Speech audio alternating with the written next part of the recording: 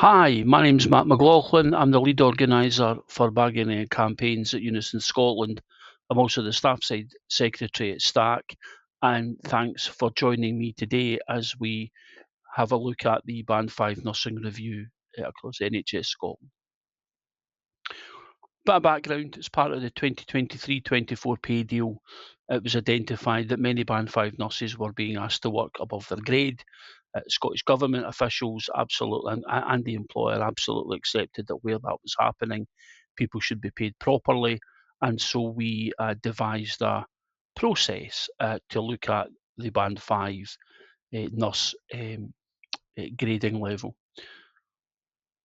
In order to support that building of that process and that case, we undertook a bit of a roundtable discussion with colleagues, nurses, nurse managers from Grampian, Lanarkshire, Ayrshire and Glasgow, and it became really apparent in a couple of areas that people were working way above what was normally defined as a Band 5. We've categorised some of that, and I've put some of the things that we found, some of the examples that we found into this slide. But in simple terms, people showed to us that they were regularly working as a shift team leader, or that they were engaged in specialist duties, or that the way that they were training others and supporting others to learn their job or do their job had changed as well, and that had increased the knowledge, skills, decision making that was required of them as existing Band 5s. So how does job evaluation work? This is a fairly simple diagram. First of all, the member, that's you, completes the questionnaire. In normal circumstances, you would agree a revised job description with your line manager. But in this instance, we've devised a questionnaire to try and streamline that mechanism. You need to meet with your local manager and agree the content of your questionnaire. Don't worry if you can't agree or your manager doesn't agree. There is a built-in arbitration process to the National Job Evaluation Scheme, which the employers have to follow. Having reached agreement, the paperwork goes forward to a matching panel. That matching panel is made up of two employer-trained job evaluators and two staff-side trained job evaluators. I'll come back to what they have to do in a wee minute. When they reach an outcome, when that batching panel reaches an outcome, that outcome goes towards a consistency checking process, basically an extra stage, a safety check stage, just to make sure that the decision isn't out of kilter or isn't a bit rogue. Final decision is reached, and you, the applicant, get the outcome, and hopefully you would be awarded a Band 6. Coming back to the process, the job information is assessed against what we call a national profile. There are some 3 or 4 national profiles for Band 6 nursing posts, which the job needs to be assessed against. And there are 16 profiles that make up the national profile, 16 factors, make up the national profile. Those factors I've shown you here, and the 4 of them have been highlighted. The reason they're highlighted is because knowledge, training and experience, analytical and judgment skills, patient and client care, and freedom to act are significant factors. These factors have a bit more weight than the other factors, and if we can shift those factors, then you are more likely to have a successful outcome in the job evaluation process. I spoke about national profile. Let me just show you a version of the national profile. So this is a part of the national profile for a Band 5 nurse. And then, as you can see, the other column is a Band 6 team leader. So each job has its own profile. And under analytical judgment skills, remember that's one of the factors that I said was important for us to try and shift.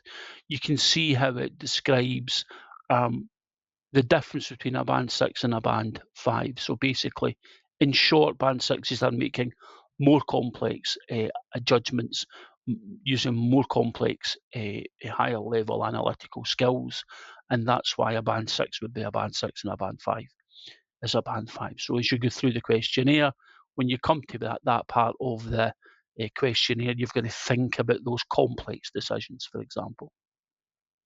And just to keep that going forward for you, this is a screenshot of what the questionnaire will look like. And you can see here analytical and judgment skills, and then there's some questions set below that to try to pull out the kind of information that the panel will need to make a fair judgment for your application. There are about 70 questions in the questionnaire. It is a bit long, it's a bit clunky because it's built on a Power Apps platform, but we hope it's going to be efficient enough for you to use. And actually, because it's online, it will mean that we don't have thousands of pieces of paper going around the system. And those of you who are around at job evaluation, the introduction of job evaluation after 2004, will remember that that paper process was quite difficult to manage. Some key dates for you. The information should go live on the Stack web page from the 4th of June. That's live basically now, there for you to have a wee look at, start to gather your thoughts, start to think about how you might approach that. The web page, the portal doesn't go live. The application process doesn't go live until Monday the 17th.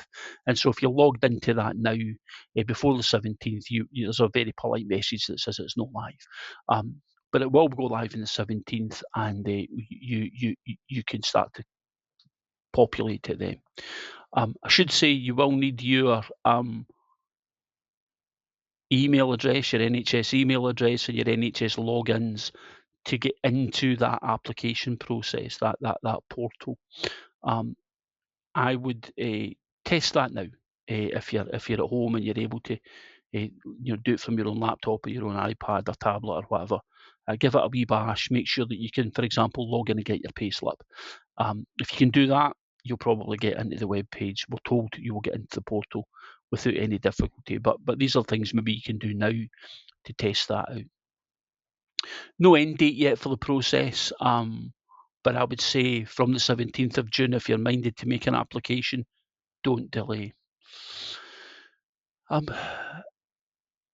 the Unison webpage, and I've got the link here on this slide.